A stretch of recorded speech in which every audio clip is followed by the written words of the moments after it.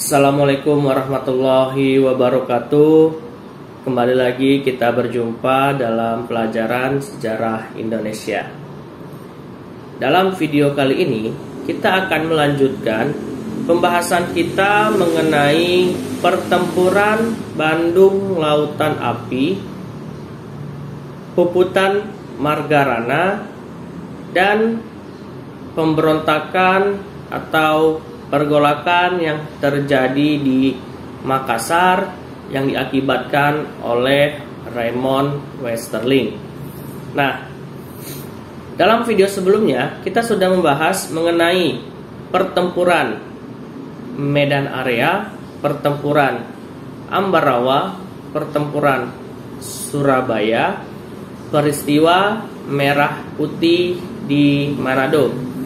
Nah, di sini dalam video kali ini kita akan membahas 3 pertempuran sekaligus yang juga nantinya akan mengakhiri pemaparan atau materi tentang perjuangan bangsa Indonesia dalam mempertahankan kemerdekaannya melalui jalur perang atau pertumpahan darah seperti itu. Nah, di sini ada 3 pertempuran yang akan dibahas, yang dimana pertempuran tersebut terjadi di beberapa atau di provinsi yang berbeda. Yang pertama ada di Bandung yang terletak di Provinsi Jawa Barat. Kemudian ada peristiwa Puputan Margarana yang terjadi di daerah Bali. Kemudian yang terakhir ada peristiwa pergolakan yang terjadi di Makassar yang diakibatkan atau disebabkan oleh kekejaman seorang Raymond Westerling, seperti itu, yang terjadi di Provinsi Sulawesi Selatan, seperti itu. Nah, pertempuran Bandung Lautan Api. Bandung Lautan Api itu menjadi sebuah julukan. Karena apa? Karena insiden pembumi hangusan kota Bandung yang dilakukan oleh rakyat Bandung dan sekitarnya. Nah, peristiwa tersebut dilatar belakangi yaitu pada tanggal 12 Oktober 1945 pasukan sekutu yang diboncengi Nika itu tiba di Bandung. Nah, mereka itu mempunyai tujuan untuk mengambil alih aset-aset yang merupakan bekas peninggalan Jepang.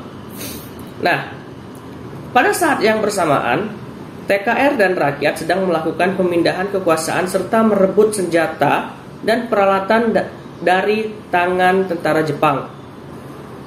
Nah, hal tersebut membuat nantinya sekutu dan Nika ini mengeluarkan ultimatum yang isinya yaitu menuntut semua senjata yang telah dilucuti oleh Tentara Keamanan Rakyat beserta rakyat Bandung pada waktu itu diserahkan kepada sekutu paling lambat 21 November 1945. Tapi ternyata hal tersebut tidak diindahkan, yang nanti berakhir pada terjadinya insiden di Hotel Homan dan Hotel Preanger pada tanggal 21 November 1945, di mana TKR dan Laskar Perjuangan melakukan serangan. Nah, karena serangan tersebut, sekutu mengultimatum agar kota Bandung itu dikosongkan, termasuk oleh TKR maupun Laskar Pejuang. Dan ternyata tidak diindahkan. Maka dari itu, keluarlah ultimatum yang kedua pada tanggal 23 Maret 1946 bahwasannya kota Bandung harus kosong, mau itu Bandung Utara maupun Bandung bagian selatan, seperti itu. Tapi ternyata rakyat Bandung pada waktu itu tidak mau menerima ultimatum tersebut, atau mungkin tidak diindahkan. Dan hasilnya apa? Mereka melakukan sebuah musyawarah, sebuah rapat yang nanti menghasilkan sebuah keputusan untuk membumi hanguskan Bandung. Nah, keputusan tersebut berasal dari musyawarah yang dilakukan oleh MP3. Apa itu MP3? MP3 itu adalah Majelis Persatuan Perjuangan Priangan. Nah, pada tanggal 23 Maret 1946 Kolonel Abdul Haris Nasution selaku Komandan Divisi 3 TRI mengumumkan hasil musyawarah tersebut, yaitu membumi hanguskan kota Bandung dan juga memerintahkan untuk melakukan evakuasi terhadap penduduk kota Bandung. Dan Bandung Selatan akhirnya berhasil dikosongkan dari penduduk dan TRI, sementara kota Bandung akhirnya berubah menjadi lautan api. Karena apa? Karena masyarakat Bandung pada waktu itu tidak terima bahwasannya kota mereka atau daerah yang mereka tempati itu diambil alih oleh pihak sekutu. Karena ketidakrelaan mereka tadi, mereka melakukan sebuah rencana untuk membumi hanguskan kota Bandung. Untuk apa? Supaya sekutu tidak bisa memanfaatkan aset-aset yang ada di daerah tersebut. Karena kita ketahui bahwasannya banyak aset-aset peninggalan Jepang yang ada di Bandung, terutama di Bandung bagian selatan. Seperti itu. Dan juga terjadi beberapa pertempuran sengit. Salah satunya yang terjadi di Dayakolot, di mana pada peristiwa tersebut dua tokoh dari Laskar Perjuangan yaitu Muhammad Toha dan Ramdan itu tewas. Seperti itu. Dan juga insiden tadi juga mengilhami terciptanya lagu Halo Halo Bandung. Seperti itu. Nah, selanjutnya ada pertempuran Margarana. Pertempuran Margarana ini terjadi karena kekecewaan mereka terhadap hasil perundingan Linggarjati, di mana mungkin Bali bukan lagi daerah dari NKRI. Pada 2 dan 3 Maret 1949, Belanda mendatangkan pasukannya lebih dari 2.000 orang, di mana di sini Belanda berniat menggabungkan Pulau Bali ke dalam wilayah negara Indonesia Timur (NIT). Nah, masyarakat Bali pada waktu itu tidak terima, sehingga apa? I Gusti Ngurah Rai bersama pasukannya Ciung Wanara melucuti persenjataan pasukan Nika. Dan pada 20 November 1946, Belanda mengerahkan seluruh pasukannya untuk mengisolasi desa Adeng Marga. Belanda pun juga menambah pasukannya dari Lombok untuk menggempur pasukan Ciung Wanara yang dipimpin oleh I Gusti Ngurah Rai. Seperti itu. Nah, di sini rakyat Bali tetap melakukan perlawanan, tetap melakukan perjuangan untuk mempertahankan Bali tetap masuk ke dalam wilayah NKRI. Seperti itu. Perjuangan rakyat Bali ini dipimpin oleh I Gusti Ngurah Rai yang nantinya diabadikan menjadi nama bandara internasional yang ada di Bali. Nah, meskipun telah terkepung, I Gusti Ngurah Rai dan pasukannya terus bertahan sampai titik darah penghabisan. Nah, kenapa nanti muncul istilah puputan Margarana? Itu diambil atau mengandung makna perjuangan yang dilakukan itu harus sampai titik terakhir.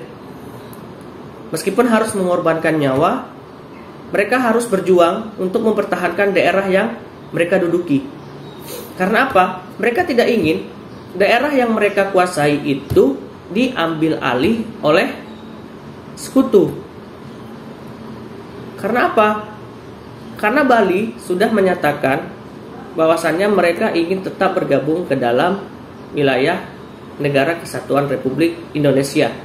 Meskipun pada perkembangan selanjutnya Indonesia itu nanti menjadi beberapa wilayah boneka atau negara boneka bentukan Belanda, yang dimana Bali ini ingin dimasukkan ke dalam negara Indonesia Timur oleh Belanda. Seperti itu. Namun berkat kegigihan dari pasukan yang dipimpin oleh I Gusti Ngurah Rai bersama pasukannya yang bernama Ciung Wanara, mereka tetap melakukan perlawanan sampai pada akhirnya mereka tidak bisa lagi menerima gempuran dari Belanda. Karena apa? Secara teknologi mereka itu kalah dalam hal persenjataan.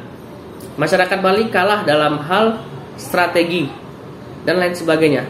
Tapi mereka tetap melakukan perlawanan. Sehingga apa? setiap tanggal 20 November itu diperingati sebagai peristiwa Puputan Margarana. Seperti itu.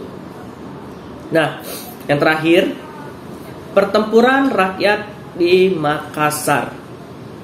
Nah, pertempuran rakyat di Makassar itu lebih kepada mereka tetap ingin masuk ke dalam wilayah Negara Kesatuan Republik Indonesia. Di mana ketika kedatangan sekutu ke Makassar, mereka ingin mengambil alih senjata-senjata dan aset-aset yang ditinggalkan oleh Jepang. Dan kemudian sengaja ingin memasukkan Makassar menjadi negara Indonesia Timur. Nah, karena di sini masyarakat Makassar sangat sulit untuk diatur, maka dari itu pemerintah Belanda mengutus tentara mereka yang bernama Raymond Westerling untuk mengkondusifkan situasi yang ada di Makassar, agar rakyat Makassar tidak lagi melakukan perlawanan. Nah, Westerling datang, kemudian Westerling di Makassar melakukan yang namanya genosida atau pembantaian massal. Kurang lebih sekitar mungkin dari 20.000 orang rakyat Makassar itu tewas. Dan hal tersebut dilakukan oleh Raymond Westerling. Sehingga apa? Sehingga Raymond Westerling tercatat dalam sejarah Indonesia merupakan salah satu orang yang paling kejam atau memiliki track record yang cukup kelam di Indonesia. Karena apa? Melakukan pembantaian massal di Makassar seperti itu. Dan nantinya Westerling dipanggil ke Jawa Barat untuk menaklukkan kota Pasundan. Seperti itu. Oke, cukup sekian video kita pada kesempatan kali ini. Materi mengenai perjuangan bangsa Indonesia dalam mempertahankan kemerdekaan melalui jalur perang selesai sampai di sini. Dan kita akan melanjutkan pembahasan kita bagaimana cara pemerintah Indonesia mempertahankan kemerdekaannya melalui jalur perundingan atau diplomasi seperti itu. Nah, video kali ini saya tutup dengan tetap menjaga kesehatan dan semoga selalu sehat dalam menjalani aktivitas sehari-hari. Dan terakhir, salam Historia.